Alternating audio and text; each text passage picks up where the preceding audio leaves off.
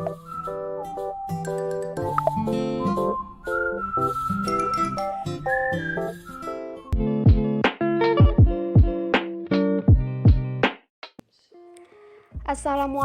warahmatullahi wabarakatuh. Perkenalkan, nama saya Rahmawati.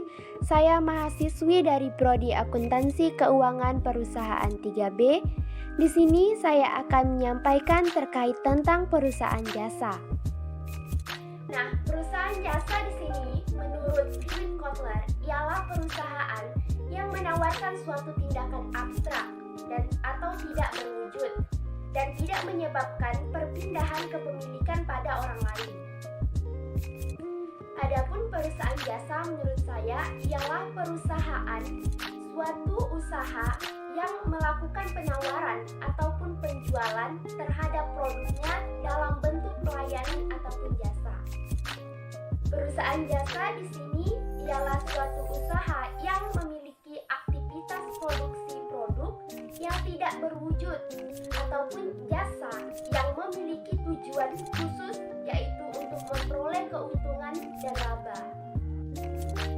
Misalnya, terhadap perusahaan jasa dengan adanya pembeli, maka perusahaan akan memperoleh keuntungan, dan dengan keuntungan itu kemudian perusahaan akan menggunakan untuk melakukan transaksi-transaksi.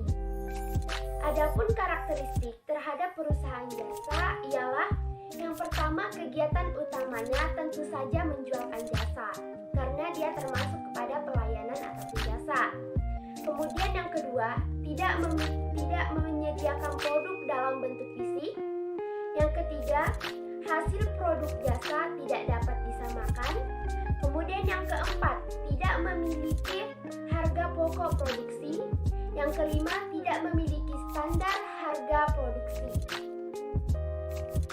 Adapun contoh pada perusahaan jasa yaitu misalnya pada pelayanan jasa profesi. Di sini ada dokter, akuntan, konsultan keuangan dan konsultan pajak. Nah, misalnya pada dokter di sini dia bisa membuka klinik khusus. Kemudian pelayanan jasa travel. Nah, di sini dia bisa melakukan pelayanan pada penjualan tiket dan angkutan umum. Kemudian jasa instalasi yaitu seperti reparasi ponsel dan bengkel. Kemudian pada jasa pendidikan bisa membuka bimbingan belajar ataupun kursus bahasa. Kemudian penyediaan pada hotel. Nah, pada hotel ini ada asrama, mes.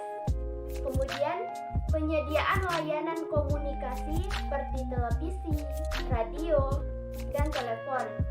Kemudian jasa perawatan tubuh, misalnya salon, spa, dan lain sebagainya. Berikut ini ada beberapa siklus akuntansi pada perusahaan jasa. Yang pertama yaitu analisis transaksi, yang dimana analisis transaksi ini biasa diambil dari contoh nota pembelian, kwitansi penjualan, yang biasanya disesuaikan per periode, yang biasa diambil 1 tahun, kemudian menentukan pengaruhnya pada posisi keuangan. Dan kemudian yang kedua, setelah melakukan analisis transaksi, melakukan pencatatan jurnal umum. Di sini saya mengambil dari kasus transaksi dari PT Andi Jaya. Kemudian pencatatan jurnal umum ini yaitu transaksi yang terjadi dalam satu periode yang berdasarkan data yang telah dikumpulkan. Kemudian yang ketiga, setelah mengetahui transaksi-transaksi dari jurnal umum, kemudian posting pada buku besar.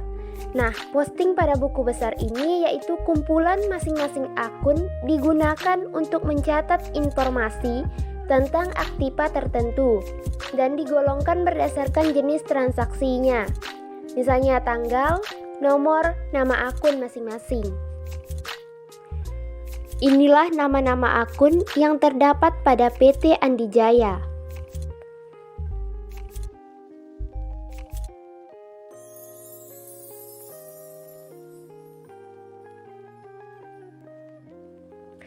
Kemudian yang keempat yaitu penyusunan neraca saldo. Nah, pada neraca saldo sebelum penyesuaian ini, yaitu memindahkan akun-akun saldo yang ada di buku besar ke dalam neraca saldo untuk disatukan. Dan jumlah pada neraca saldo sebelum penyesuaian ini harus sama antara debit dan kreditnya. Yang kelima yaitu jurnal penyesuaian. Nah, jurnal penyesuaian ini didapat dari data penyesuaian. Sesuai dari data penyesuaian yang biasanya pencatatan atau penyusunan peralatan, uang sewa yang belum dilunasi, dan lain-lainnya. Nah, itulah akun-akun yang biasanya dimasukkan pada jurnal penyesuaian. Kemudian yang keenam yaitu neraca lajur. Nah, pada neraca lajur ini mengacu pada neraca saldo sebelum penyesuaian dan jurnal penyesuaian. Pada neraca lajur ini biasanya memberikan informasi dalam bentuk laporan laba rugi ataupun neraca. Kemudian yang ketujuh yaitu penyusunan laporan keuangan. Nah, pada penyusunan laporan keuangan ini biasa termasuk ada 3, yaitu laporan laba rugi, laporan perubahan modal, dan neraca.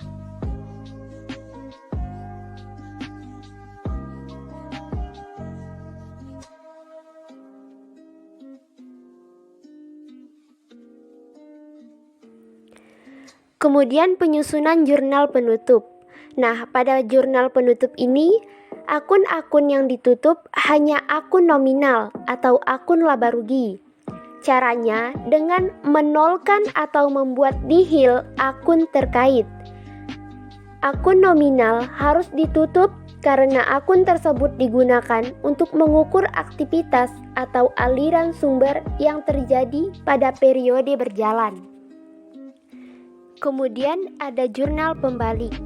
Nah, pada jurnal pembalik ini, akun perkiraan yang dibalik biasanya merupakan pembayaran yang dibayar di muka dan belum jatuh tempo. Kemudian neraca akhir setelah penutupan. Karena sebagai neraca akhir yang dihasilkan pada akhir periode dan disebut neraca awal karena akan digunakan sebagai neraca awal pada siklus akuntansi periode berikutnya. Itulah tadi penjelasan dari saya mengenai bagian-bagian dari perusahaan jasa, baik dari pengertian, contoh, dan siklus akuntansi dari PT Andi Jaya. Sekian yang dapat saya sampaikan, kurang lebihnya saya mohon maaf. Wabillahi taufiq wal hidayah. Wassalamualaikum warahmatullahi wabarakatuh.